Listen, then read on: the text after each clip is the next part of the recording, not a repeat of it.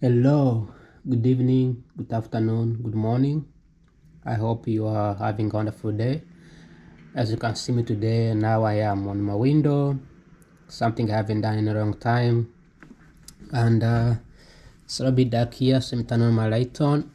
There we go, much better.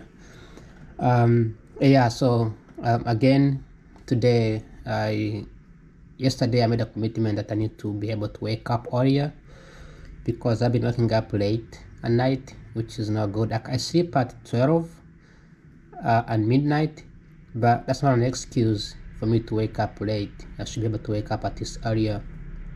I don't need to sleep 8 hours, 9 hours. I should be able to sleep around 5 or 6 hours, should be enough. So I've been having a hard time waking up earlier. So yesterday I made a commitment that I'm gonna wake up actually earlier. So today I woke up at 7:30, like I always do. When I was tired and I couldn't get up, so I went back to bed, and then I was like, I gotta get up. I gotta get up and do something. So I woke up. I kept my eyes open from 7:30 to 7:40, and I was like, you know what? I gotta get up. So woke up at 8 at 7:50. Went to the shower, took shower. They made some breakfast and jumped out, took some clothes, went to catch the bus by 8 o'clock. So the bus is around here. So I just walk up the street and I get the bus, which is wonderful. Which is a wonderful thing to have here in DC, is having easy access to public transportation. So I went to the library, did some work, scheduled some meetings and answered some emails, did some LinkedIn browsing. I did not really do anything much. I'll review the same research paper just to ensure that I did not miss anything.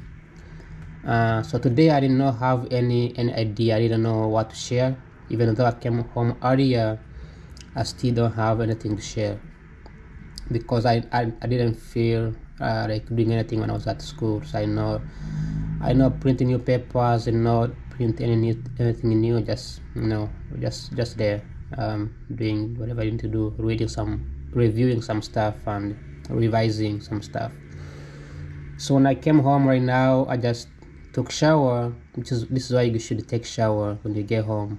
Just take shower so that you get some ideas. Something comes up when in shower. So I took some shower, and now as soon as I was in shower, an idea came to mind.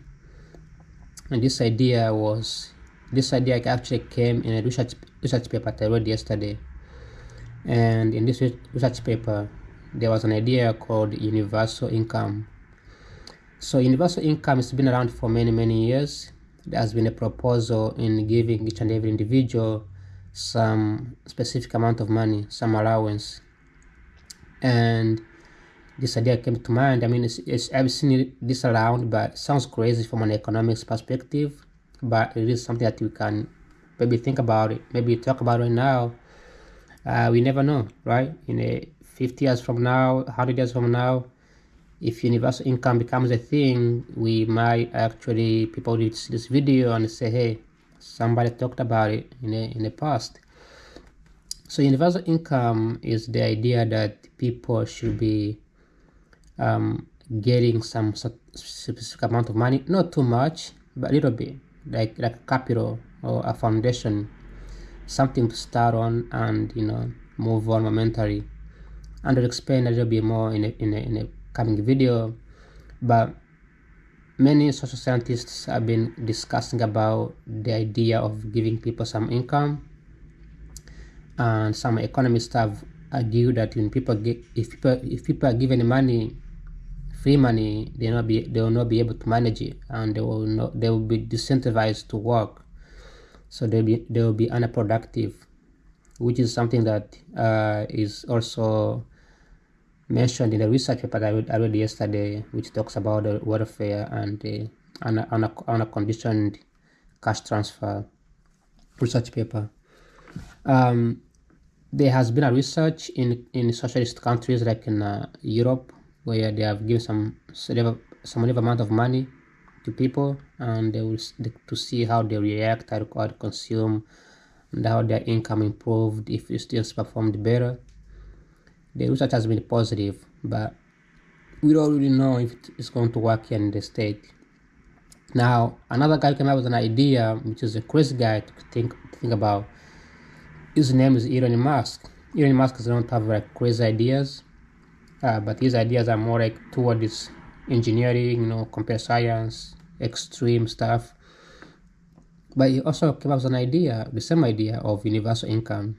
Elon Musk believed, the richest man in the world, believed that people should have a guarantee of income. They should have a guarantee of a specific amount of money at least every year. To him, it should be like an occurring allowance. So if you are making $15, the government should have like a base amount of money that you should be getting no matter what, and that money should be around something like $10 or whatever you're getting on top of your salary.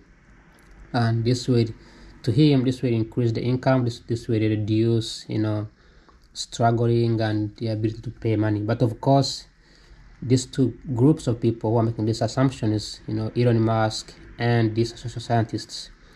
They don't really use the economic model. They are just based on just the assumptions that by giving people some specific amount of money, they are going to improve.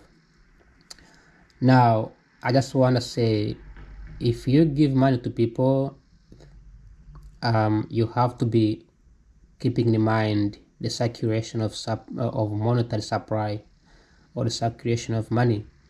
So we buy things because we have money, but if we don't, we can buy. So we do the reverse.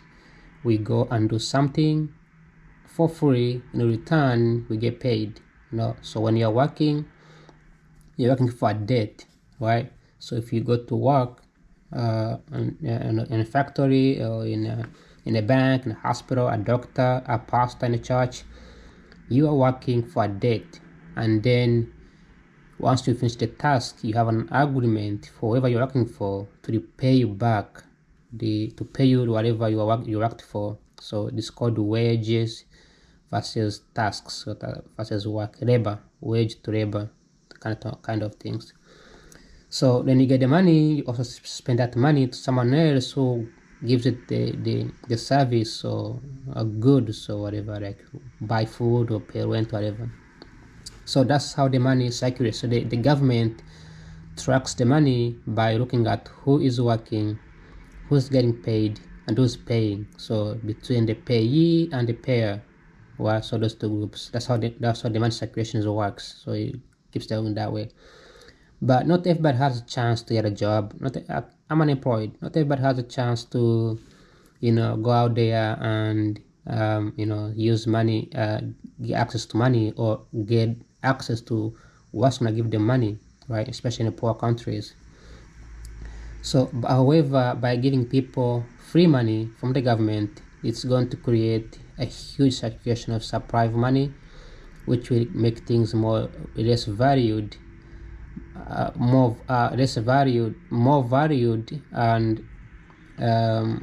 then the money is gonna be less valued. So less value of money, more value of goods. So that means you're gonna have too much money out there, and less money is gonna be valued. So like we see in Zimbabwe, for example, or Venezuela, where you have too much number of money on the market, but there's not enough goods. So you end up spending more money to buy goods because you have too much money in the hand. And the buyers keep demanding more and more money because the money doesn't have value. So that's the implications. That's the fear of the economists. Now, speaking of the government has the power to eventually control the money supply, because it all comes down to trust. As long as we trust the government, it's not corrupt, things can work perfect, right? But when you think about it, though, based on this idea, governments creates the money. Like in the United States, of course, we have the Reserve Bank, which controls the monetary supply and controls the money. But they are also part of the government in one way or the other, right? They have for the government. Like right now, Donald Trump is exercising all his power, so he can't actually fire the Reserve Bank unless he sues, right? So the past presidents have not been able to exercise their power, but many other countries have been able to exercise their power, like Russia, China, where they can control the supply of money, the printing of money. But if the government has access to money and they can print the money, why, when the government prints the money, they distribute it not equally, because government is not fair. Instead, they give to the institutions. Institutions have to be the closest allies. So one of the strongest institutions in any given country is schools, military, right? Those are institutions. So you have schools, you have churches, but there's another biggest institution, which is the bank. Bank is the biggest institution and is the one that specializes in controlling money. So then you have also individuals, right, who are rich, who can have access to the money because they know somebody in the government or in the bank. So the government puts the money, gives to the bank, and the bank distributes the money to people. But the bank gets to choose, and it gets to get a criteria on who gets to get the money and who doesn't get the money. So when you think about it, the money stays in just the most elite. And I'm not saying I am the elite. I'm not the poorest either, but I'm not the dumbest person. I already gone to school, so I know how to. I'm part of the institution that gets access to money because I pay the institution to go to school. I have a job. I'm gonna get a job, and I have friends, I have a community, I have networking. That's an institution. Most people don't have that kind of privilege, right? So that means I can go to the bank and get a loan. That's a privilege. Most people don't have it. So the idea that universal income would mean that the government will have to print the money and then distribute it, some portion of it, to the locals, and let the people be the one to make decisions on how they can purchase, buy, and basically do what they choose to do. Instead of giving to the bank, then the bank keeps all the loans, and then the loans comes at an interest rate, and the interest rate, it becomes a profit. That profit goes to the bank. But when you think about it again, banks are, if they're not regulated, they can actually crush the economy, either giving out, increasing the interest rate too high. Interest rate means a profit, is a profit. Increase the profit on the money they are giving out on loans too high, which people will not be able to pay back, or lower the interest rate too high and they lend the money to people who cannot afford it by buying the junk stuff. So the bank gets to set a criteria, but also they need to be regulated, which also takes more money. So the idea of universal income, it would work if the government was to print the money and then eventually distribute that money to the actual people. Like if the government was to print the money that is equivalent to how many people they have in a country. So you make an entire population counting in the USA, then you count how much money they will need to consume based on their level of income. Then you print it and you give to them. Then you control their consumption, controlled money supply. So you control the consumption, and the government can do it. They can control people. For instance, people, instead of buying alcohol, they can buy a house or pay rent. Instead of buying beer or buying cigarette, they can buy a car that will drive them to go around, right? So those things will be much more helpful, and also they can be given the options to be good citizens. So if they don't commit crimes, if they find a job, they improve themselves, they work, that income will be guaranteed to keep coming in over and over. I mentioned this yesterday about the taxpayers in USA. If you're working, you're a taxpayer, you pay taxes. At the end of the year, you get your tax returns, right? That money incentivizes you to keep working even more. But as you get super rich at a certain level, you don't get that much income, so it makes a cap, right?